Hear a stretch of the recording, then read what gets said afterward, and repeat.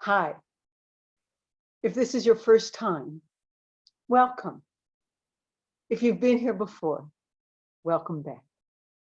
I know that many of you are out there, and that gives me a sense of real community, of purpose, and of intention for this time. This is what I have been calling our time to take a big breath.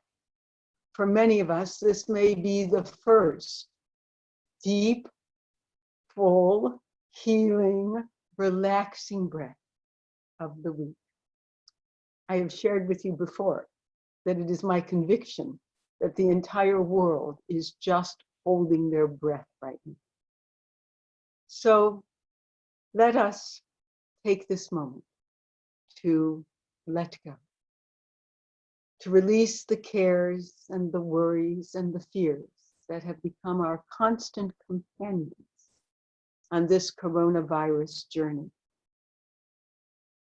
And as you know, I like to anchor our practice in our tradition. Right now, since the second day of Pesach, of Passover actually, we have been engaged in an ancient ritual that is called counting the Omer. Some of you may have heard of it. For some of you, this may be completely foreign.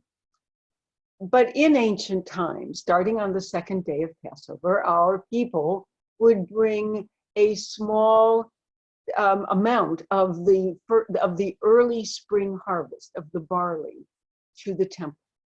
And they would do this for 49 days, for the 7 weeks, that would thereby connect the Passover festival with our festival of Shavuot, which marks the major spring harvest of the wheat. And they would count each day. First day of the Omer, the third day of the Omer, the 15th day of the Omer, and they would count up in anticipation of, please God, the fruitful wheat harvest. And Shavuot became the time that we commemorated the giving of the Torah at Mount Sinai. Quite simply, it was a time of anticipation. It was a time of counting. And it also became a time of semi-mourning. Many of you may associate a time in the spring with not being able to do weddings. And there are some complicated reasons for that, but at any rate, so it was a time of counting, of anticipation, and of semi-mourning. And it was all within the context of wandering in the desert of confusion, of anxiety, of uncertainty, and fear, as the Israelites made their way from the narrow confines of slavery in Mitzrayim, in Egypt, to the expansiveness of Mount Sinai, which is what we commemorate on Shavuot.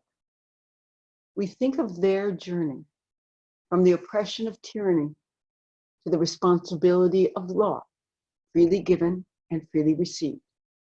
During these 7 weeks that began on April 9th and will continue on our Jewish calendar until May 28th. Mount Sinai is the goal. Mount Sinai represents a rational, coherent, structured, and civilized way forward.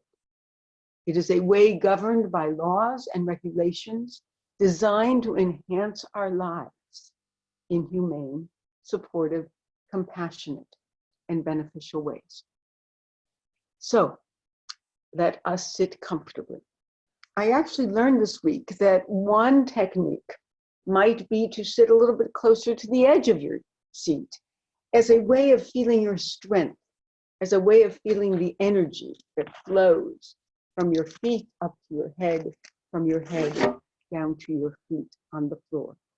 But wherever you position yourself, sit comfortably in a relaxed but still somewhat alert manner, just so you can feel engaged. It's not a time to sleep so much or to, just to kind of nap or whatever, but it's a time to be engaged in a relaxed, easy way.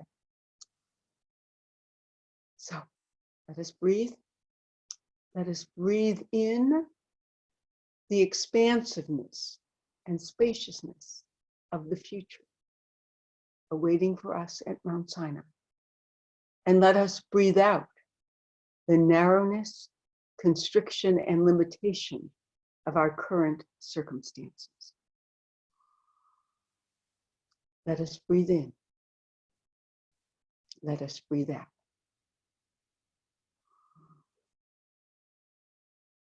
Let us concentrate just on the breath, leaving the world behind for a moment, fully cognizant that it will be there when we emerge from this small oasis, this small respite, this small concentration on the present, on this moment, on the breath. Breathing in the expansiveness that we seek, and breathing out every limitation, physical, certainly currently, emotional, spiritual, the narrowness that binds us. Let us breathe it out with every breath.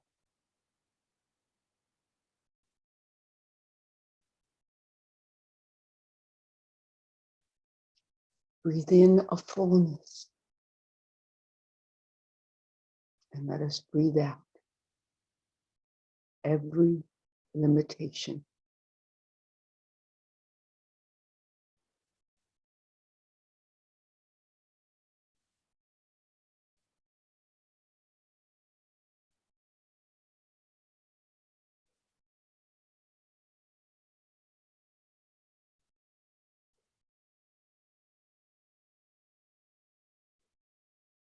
To accompany our breathing,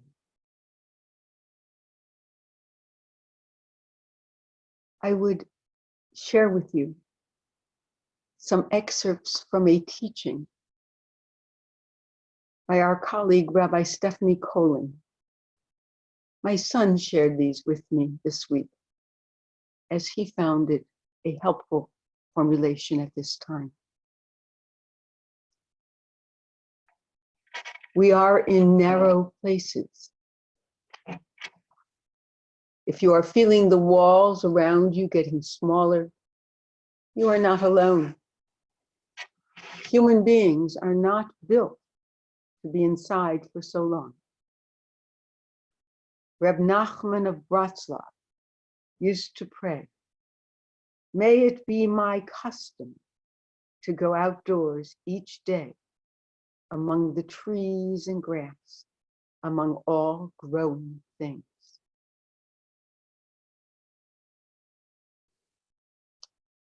Many of us are craving the freedom to run and play and hike and travel and be outside in ways that are contraindicated by medical professionals. The Jewish people are a wandering people, an active people. And right now, we are wandering most between the living room and the kitchen. And it is hard.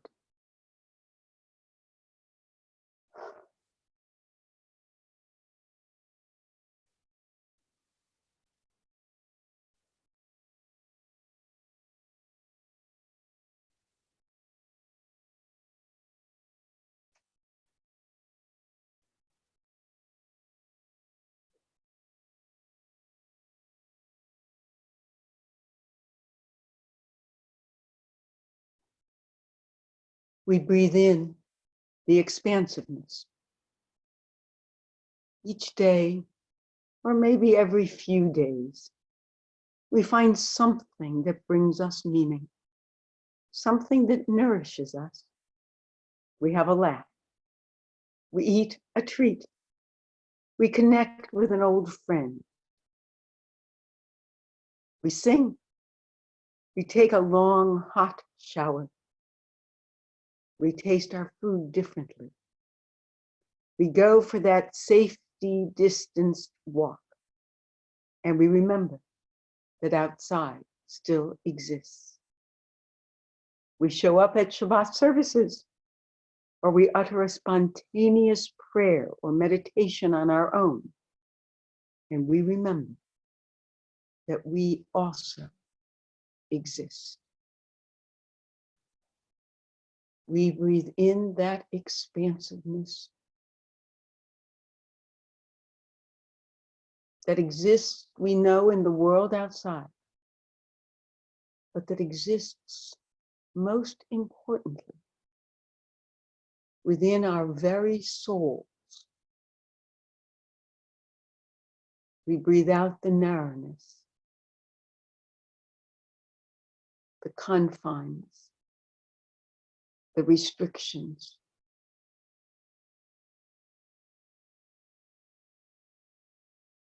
the little parts of us that are uncomfortable, that chafe against our very being.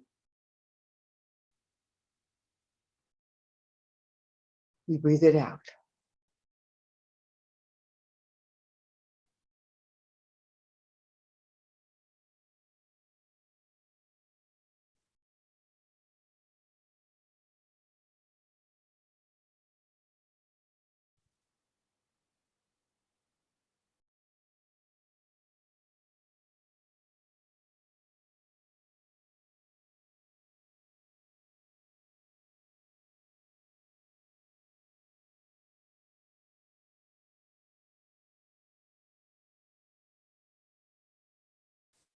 We breathe in the expansiveness, the spaciousness, the openness that currently seems to elude us. We believe it is there.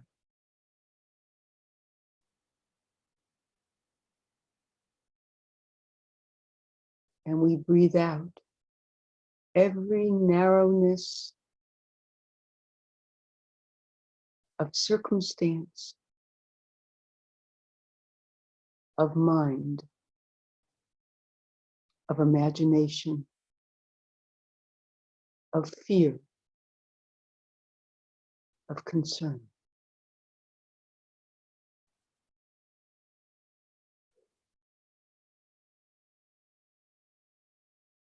Right this minute,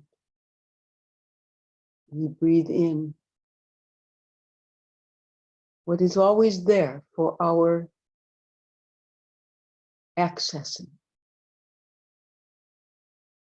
And we breathe out what is always there to hold us back.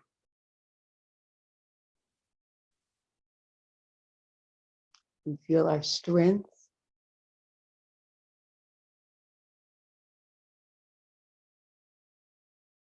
filling our bodies as we breathe in deeply from the toes of our feet,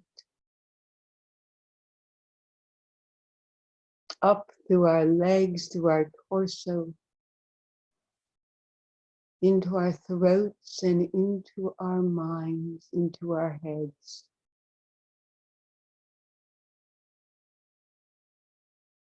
And we breathe out.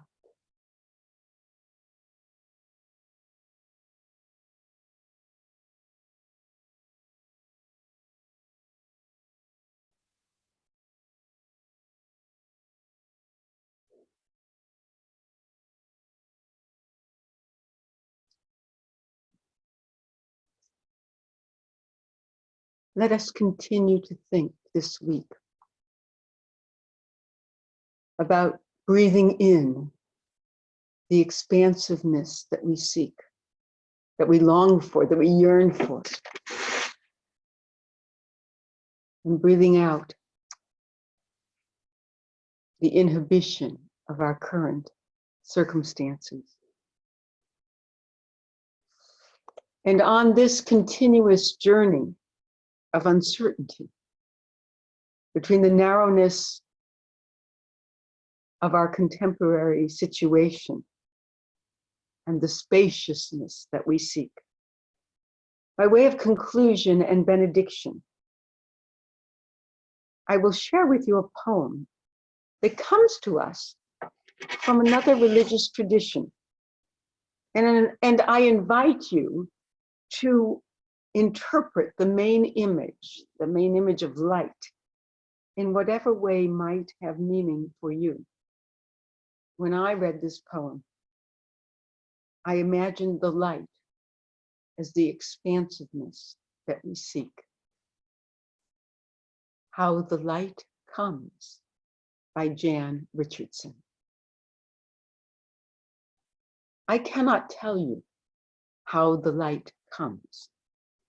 What I know is that it is more ancient than imagining, that it travels across an astounding expanse to reach us, that it loves searching out what is hidden, what is lost, what is forgotten, or in peril, or in pain.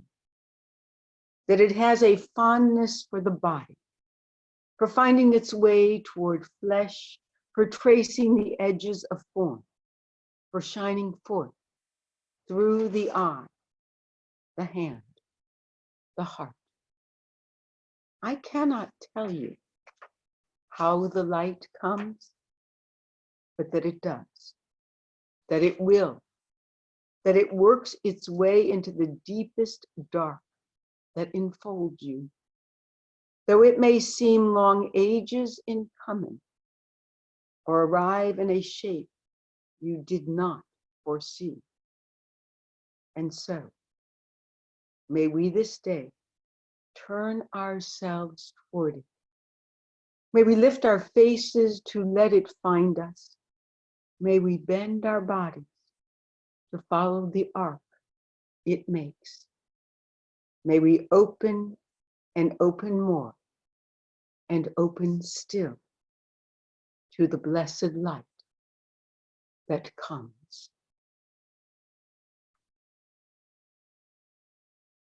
I wish you a light-filled week,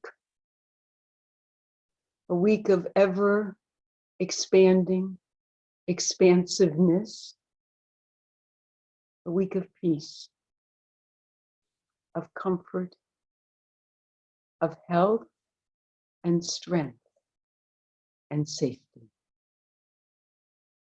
Amen. Let us see each other next time, and let us embrace each other virtually until then.